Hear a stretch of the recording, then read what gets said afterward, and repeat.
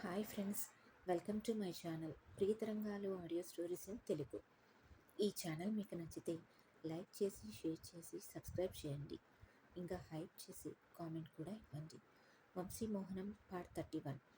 కొంచెం కామెంట్స్ ఇవ్వండి ఫ్రెండ్స్. నా మాటలు నమ్మి భాస్కర్ గారిని అనుమానించాడు. ఆ టైంలో అగ్ని కాజ్యం పోసినట్లుగా నేను భాస్కర్ని మరింత రెచ్చగొట్టాను. అలా గొడవ పెరిగింది. 2 కుటుంబాలు విడిపోయాయి. కాదు నేనే విడదీశాను. తర్వాత మన 2 కుటుంబాల మధ్యన స్నేహం పెంచాను. పెళ్లి దాకా తెచ్చాను. మనం అనుకున్న ప్లాన్ సక్సెస్ అవుతుంది అనుకున్న టైంలో ఆ వంశీగాడు వచ్చి దాని మెడలో తాళి కట్టి అంతా చెడగొట్టాడు. మనం ఇన్ని ప్రయత్నాలు, ఇన్ని పాపాలు చేసినా ఉపయోగం లేకుండా పోయింది అంటాడు కోపంగా మధుసూదన్. ఇప్పటిదాకా తండ్రి మాటలు విన్న వికాస్ కూడా నిజమే డాడ్, మనం ఎంతో ట్రై చేసాం కానీ మిస్ అయ్యాం. నేను దాని అందాన్ని మిస్ అయ్యాను డాడ్. అందాల రాశిలా ఉంటుంది. దాన్ని పూర్తిగా అనుభవించి మనం అనుకున్న దాని ప్రకారం కోరిక తీరిపోయాక ఆస్తి లాక్కొని దానికి డివోర్స్ ఇచ్చేసి రోడ్డు మీదకి నెట్టేసి మరొకరిని పెళ్లి చేసుకుందాం అనుకున్నాను. కానీ ఏది జరగడం లేదు. అన్నిటికీ ఆ వంశీగాడే అడ్డం వస్తున్నాను. పోని వాడిని లేపేస్తే అంటాడు వికాస్. మంచి ఐడియా, చూద్దాం అంటూ తన రూమ్లోకి వెళ్ళిపోతాడు మధుసూదన్. 2 రోజుల తర్వాత ఒకరోజు రాజ్ ఆఫీస్కి ఒక పార్సిల్ వస్తుంది. రాజ్ అప్పుడే మీటింగ్ అయిపోవడంతో ప్రశాంతంగా రిలాక్స్ అవుతూ ఆ పార్సిల్ని ఓపెన్ చేస్తాడు. ఒక పెన్ డ్రైవ్ ఇంకా ఒక లెటర్ ఉంటుంది.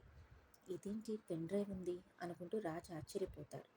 పెన్ డ్రైవ్ని ల్యాప్టాప్ కనెక్ట్ చేస్తాడు. అందులో ప్లే అవుతున్న వీడియో చూసి రాజ్ దవడ కంటరాలు బిగుసుకుంటాయి. కోపంగా లేచి నిలబడతాడు. ఆ వీడియోలో 2 రోజుల క్రితం మధుసూదన్ ఇంకా అతని కొడుకు వికాస్ రాజ్ కుటుంబానికి వాళ్ళు చేసిన పాపాలు మాట్లాడుకుంటున్నారు వాళ్ళ ఇంట్లో. ఆ వీడియో ఉంటుంది. అంతా చూసి షాక్తో లేచి నిలబడతాడు రాజ్. కోపంతో ఇంకా బాధతో అన్నీ విసిరి కొడతాడు. తను చేసిన తప్పు అర్థమై కళ్ళు చెమ్మగిల్లుతాయి. కళ్ళు తుడుచుకొని ఇంకా అందులో మరో లెటర్ కూడా ఉండడం గుర్తుకు వచ్చి ఓపెన్ చేస్తాడు. అందులో ఈ కింది విధంగా ఉంటుంది. రాజ్ గారు, వీడియో చూసే ఉంటారు. ఈ పాటికే మీకు అర్థమై ఉంటుంది. మీకోసం ప్రాణాలు ఇచ్చే మీ ప్రాణ స్నేహితుడు ఎంత గొప్పవాడో అని. ఇటువంటి విషనాగుని నమ్మి అందమైన బంధాలను దూరం చేసుకున్నారు. మీకోసం ప్రాణం ఇచ్చే వాళ్ళని అవమానించారు. వాళ్ళకి తీరని వేదన మిగిల్చారు. ఒక ఆడపిల్లకి ఇన్నేళ్లుగా పుట్టింటిని దూరం చేశారు. మనవరాలు అచ్చటా ముచ్చటగా ముద్దు ముద్దు మాటలు చూసుకునే అవకాశాన్ని ఆ పెద్దవాళ్ళకు లేకుండా చేశారు. ఇప్పటికైనా కళ్ళు తెరవండి. వంశీకృష్ణ. ఆ లెటర్ చదివి జీవం లేని బొమ్మలా చైర్లో కూర్చుండిపోతాడు రాజ్. తన ఆఫీస్లో కూర్చుని ఆలోచిస్తూ ఉంటాడు వంశీ. ఆ వీడియో తన దగ్గరికి ఎలా వచ్చిందో గుర్తుకు తెచ్చుకుంటాడు వంశీ. ప్రియ మాటలను గుర్తు తెచ్చుకుంటూ దాని వెనుక నిజాలను అన్వేషించాలి అనుకుంటాడు. అందులో భాగంగానే ఏం చేయాలని ఆలోచిస్తుంటే ఒక ఐడియా వస్తుంది. వెంటనే దాన్ని అమలుపరిచే పనిలో పడతాడు వంశీ. మధుసూదన్ ఇంట్లో పనిచేసే ఒక పనివాడిని మనీ ఇచ్చి కొనేస్తాడు. మధుసూదన్ ఇంట్లో అవసరమైన చోట్ల కెమెరాస్ పెట్టిస్తాడు. వంశీ అసలు పెట్టినట్లుగా కూడా తెలియకుండా. రోజు సీసీ ఫుటేజ్ని గమనిస్తూ ఉంటాడు. కానీ ఏ ఆధారం దొరకలేదు. అలా కొన్ని రోజుల తర్వాత ఈ వీడియో దొరుకుతుంది. ఇది చూసిన వెంటనే రాజు ఏ తప్పు చేయలేదని వంశీకి అర్థమవుతుంది. కళ్ళ వెంబడి నీళ్లు తిరుగుతాయి. ఆస్తి కోసం ఆశపడి 2 కుటుంబాన్ని దూరం చేసిన మధుసూదన్ని అస్సలు వదలకూడదని గట్టిగా డిసైడ్ చేసుకుంటాడు. ఆ వీడియోని పెన్ డ్రైవ్లో కాపీ చేసి ఒక లెటర్ కూడా రాసి ఒక నమ్మకమైన వ్యక్తి ద్వారా 2 రాజుకి చేరేలా చేస్తాడు వంశీ. అలా జరిగింది గుర్తు చేసుకున్న రాజ్ కన్నులు వర్షిస్తాయి. నా బావ మంచివాడే, కానీ అతను నమ్మాడు కదా, అది తప్పు అనుకుంటాడు. ఇక ఆఫీస్లో ఉండలేక ఇంటికి బయలుదేరి వస్తాడు రాజ్. సంధి ప్రేమ కావాలి అనిపిస్తుంది ఆ బాధలో. అందుకే వెంటనే స్టార్ట్ అవుతాడు.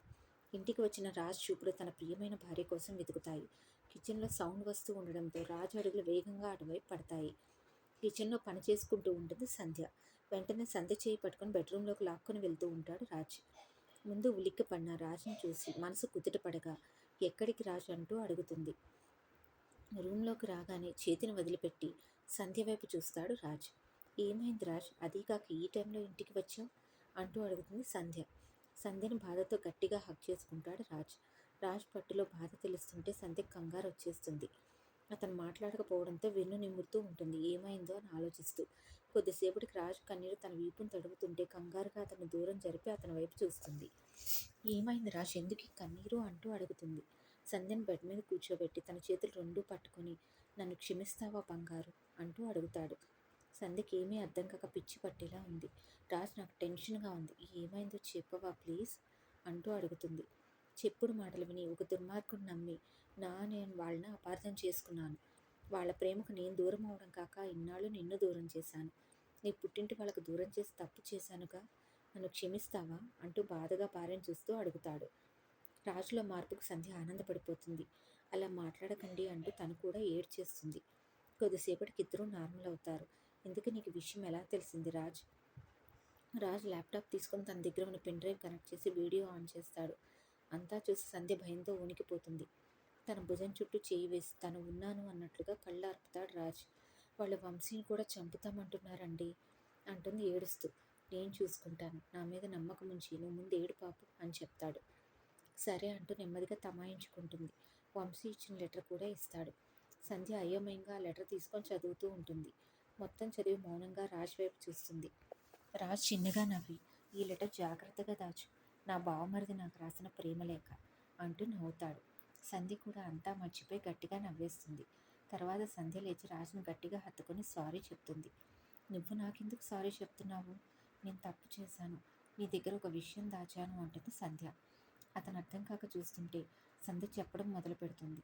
పెళ్లికి ముందు మధుసూదన్ ఇంటికి వెళ్ళడం, అనుకోకుండా వాళ్ళ మాటలను వినడం, ప్రసాద్తో మాట్లాడటం, రాజుతో గొడవ తర్వాత తండ్రికి హార్ట్అటాక్ రావడం, ఇల్లు అమ్మేయడం, తన పుట్టింటికి వెళ్ళడం, వంశీకి విషయం చెప్పి పెళ్లి చేసుకోమని అడగడం, తను ఒప్పుకోకపోతే చస్తానని బెదిరించడం, ఆ తర్వాత అతను వచ్చి తాళి కట్టడం అంతా చెప్తుంది. అంతా విని రాజు కళ్ళు ఎర్రగా మారిపోతాయి.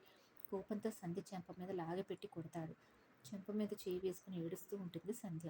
నన్ను క్షమించండి, ఇన్నేళ్లుగా ఏ రోజు మీ మాటను మీరలేదు. ఆ గొడవ జరిగిన తర్వాత కనీసం మా ఇంట్లో వాళ్ళ కాల్ కూడా చేయలేదు. కేవలం మన కూతురు జీవితం గురించి తప్పక మీ మాట మీరి నా పుట్టింట్లో అడుగుపెట్టాను.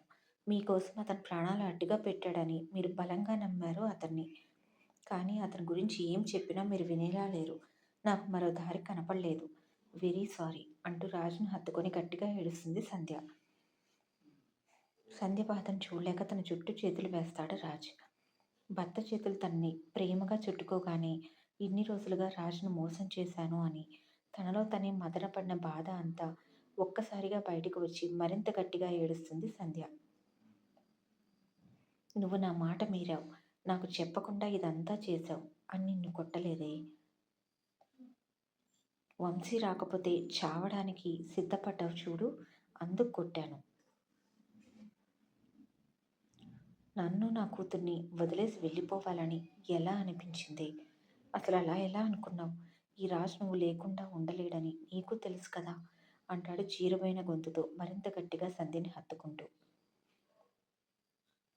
రాజ్ మొహాన్ని రెండు చేతుల్లోకి తీసుకుని సారీ, నాకు అప్పుడు తెలియలేదు, ఏం తోచలేదు, ప్లీజ్ అంటుంది సంధ్య. మరోసారి అలాంటి ఆలోచన రానివ్వను అని నాకు మాట ఇవ్వు అంటూ చేయి ముందుకు పెడతాడు రాజ్. ఇంకెప్పుడు ఇలాంటి ఆలోచన చేయను అని రాజుకు ఒట్టు వేస్తుంది సంధ్య. కొద్దిసేపటికి తేరుకుంటారు ఇద్దరు. అప్పుడే ఆఫీస్ నుండి వచ్చి ఫ్రెష్ అయ్యి హాల్లో కూర్చుంటాడు వంశీ. ప్రియ టీ తీసుకువచ్చేస్తుంది.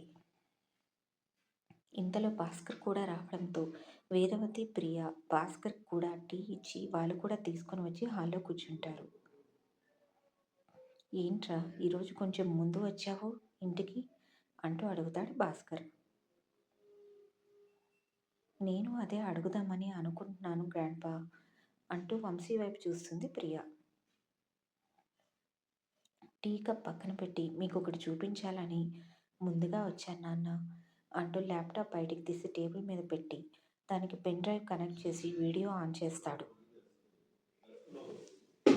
మధుసూదన్ గురించి రాజుకు పంపిన వీడియోని ఇక్కడ కూడా ప్లే చేస్తాడు.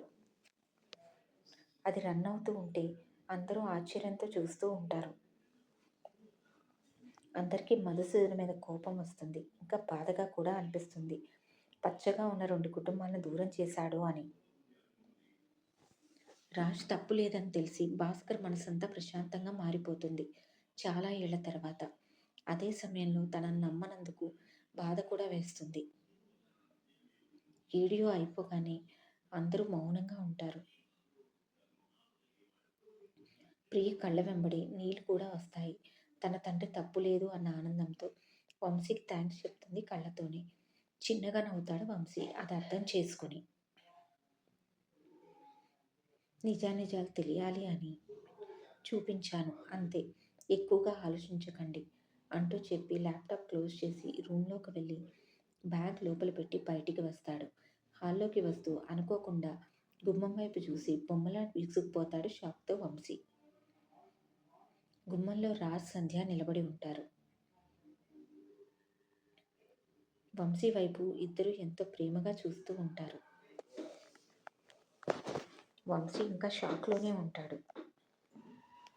ఎన్నో ఏళ్ళయింది తన ప్రియమైన భావం చూసి. ఎంతో ఇష్టం రాజ్ అంటే వంశీకి. రాజు కూడా అంతే. వంశీ అంటే చాలా చాలా ఇష్టం. కానీ అనుకోకుండా రెండు కుటుంబాల మధ్యన దూరం పెరిగిపోయింది. మౌనంగా రాజును చూస్తూ ఉంటాడు వంశీ, ఏమీ మాట్లాడకుండా. ఇంత క్రితం చూసిన వీడియో వాళ్ళ మైండ్లో రన్ అవుతూ ఉంటాయి. హాల్లో ఉన్న ముగ్గురు అదే ఆలోచిస్తూ కూర్చుని ఉంటారు. సంధ్య వాళ్ళు వచ్చింది వంశీ తప్ప ఎవరూ చూడరు. ఇంతలో సంధ్య నాన్న అంటూ పిలుస్తుంది. తన పిలుపుతో అందరూ ఒకసారి గుమ్మం వైపు చూస్తారు. ఆలోచన నుండి తేరుకొని షాక్తో లేచి నిలబడతారు. కన్నీళ్లతో నిలబడి ఉంటారు రాజ్ దంపతులు. రాజును చూసి చాలా ఏళ్ళు అవ్వడంతో అలాగే చూస్తూ ఉంటాడు భాస్కర్.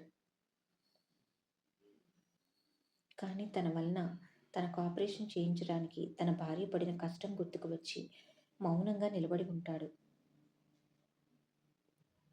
ప్రియ ఆనందపడిపోతుంది అక్కడ తల్లిని తండ్రిని చూసి.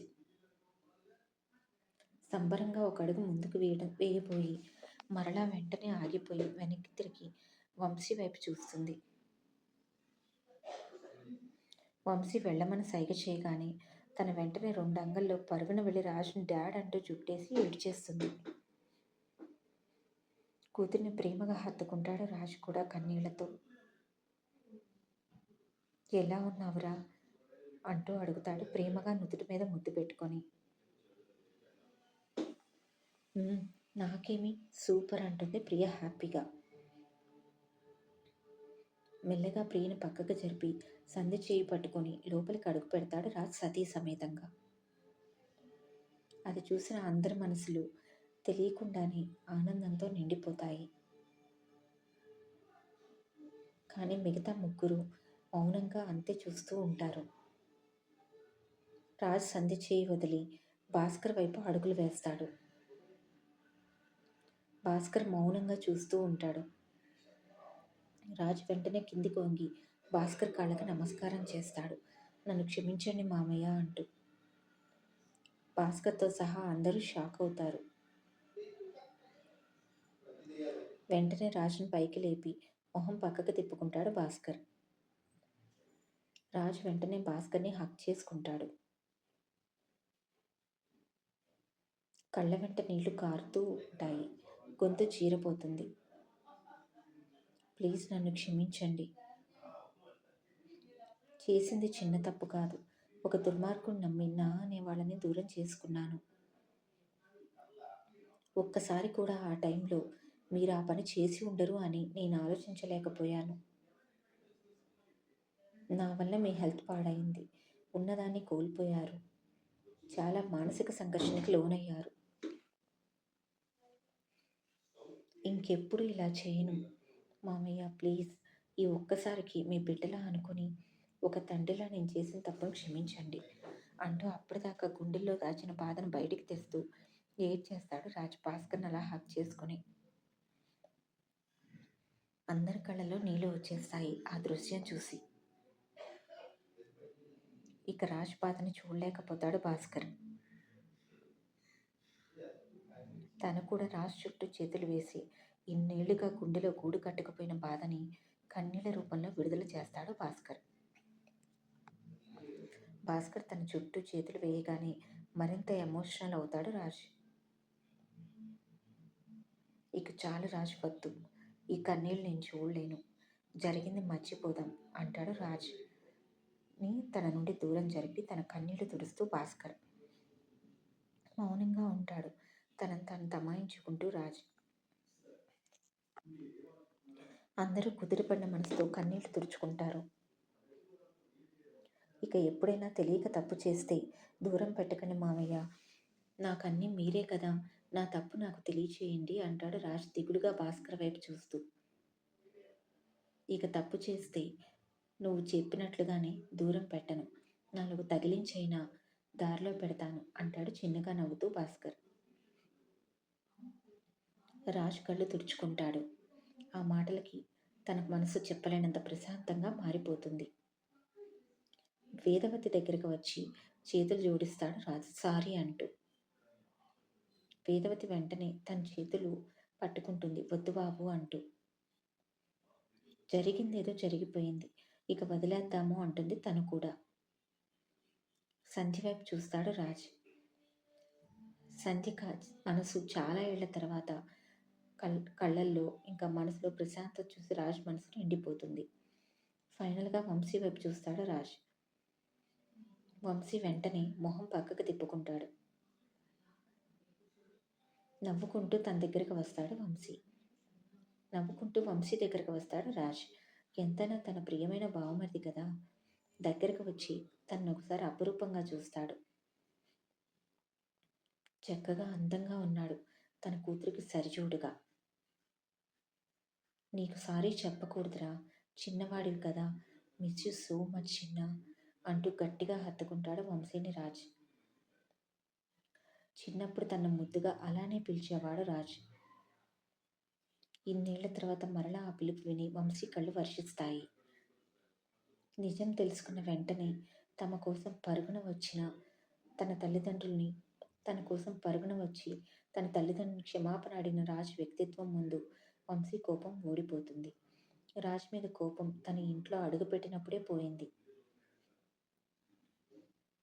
కానీ ఎందుకో రాజ్ చుట్టూ చేతులు వేయకుండా మౌనంగా ఉంటాడు. తన చుట్టూ చేతులు వేయకుండా వంశీ మౌనంగా ఉండడం చూసి గమనిస్తాడు రాజ్. రే ఇడియట్, ఇప్పుడు నువ్వు నా చుట్టూ చేతులు వేయలేదనుకో అయిపోతావు నా చేతులు అంటాడు రాజ్. అంతే ఏడుస్తూ బావా అంటూ రాజ్ని చుట్టేస్తాడు వంశీ. రాజ్ కూడా ఇన్ని రోజులు వీళ్ళందరి ప్రేమను మిస్ అయినందుకు బాధపడుతూ కొద్దిసేపు హక్ చేసుకుని అలానే ఉండిపోతాడు. ఎన్నో ఏళ్ల తర్వాత వీళ్ళిద్దరి ప్రేమను మరలా చూస్తూ ఆనందంతో కళ్ళు తుడుచుకుంటారు వేదవతి దంపతులు. అసలు ప్రియకి సంధ్యకి అయితే ఆనందంతో మాటలే రావడం లేదు. కొద్దిసేపటికి ఇద్దరూ దూరం జరుగుతారు. అందరూ వచ్చి హాల్లో కూర్చుంటారు. సంధ్య వెళ్ళి తండ్రి ఒళ్ళో పడుకొని ఏడ్చేస్తుంది సారీ నాన్న అంటూ. ఇక చాలు రాయికి ఎవ్వరూ బాధపడవద్దు అంటూ తన కన్నీళ్లు తుడిచి ఆమె తల నిమురుతాడు భాస్కర్ ఎంతో ప్రేమగా. ప్రియా ఆనందం తట్టుకోలేక డాడ్ అంటూ పరుగున వెళ్ళి రాజ్ మీదకి ఎక్కి బుగ్గ మీద ముద్దు పెడుతుంది. యువర్ సో స్వీట్ అంటూ. తన కూతురు సంగతి తెలుసు కనుక రాజ్ ఎప్పుడు రెడీగానే ఉంటాడు కూతురు పడకుండా పట్టుకోవడానికి. వెంటనే ప్రియ చుట్టూ చేతులు వేసి జాగ్రత్తగా పట్టుకుంటాడు పడకుండా. నీకన్నా కాదు కన్నా అంటూ. ఏ దిగవే, ఏంటి మనుషుల మీద కాదు దూకడం అంటాడు వంశీ చిరుకోపంగా. ఏ పో అంటూ రాజ్ని తిరిగి హక్ చేసుకుంటుంది ప్రియ.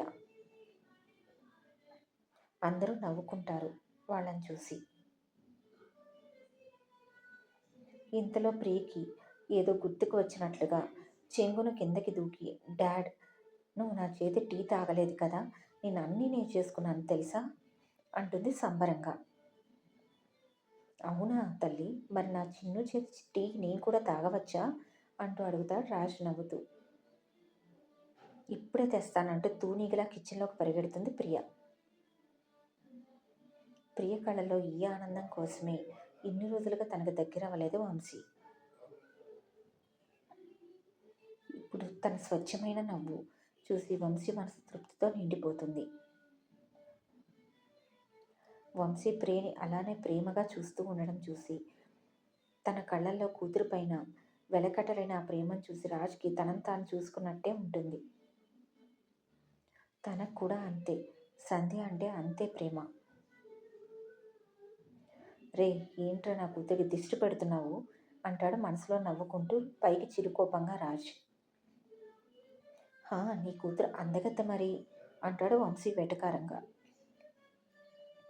అప్పుడే వంశీ వెనకాల ఉన్న ప్రియను చూసి రాజ్ నవ్వుతాడు. వంశీ ఉలిక్కిపడి వెనక్కి తిరుగుతాడు. ప్రియ నడుం మీద చేతులు వేసుకొని కోపంగా చూస్తూ ఉంటుంది వంశీ వైపు. వంశీ బిక్కమొహం వేసుకొని రాజ్ వైపు చూస్తాడు. రాజ్ గట్టిగా నవ్వేస్తాడు వంశీ ఫేస్ చూసి. ఈ స్టోరీ నచ్చితే తప్పకుండా సబ్స్క్రైబ్ చేయండి ఫ్రెండ్స్.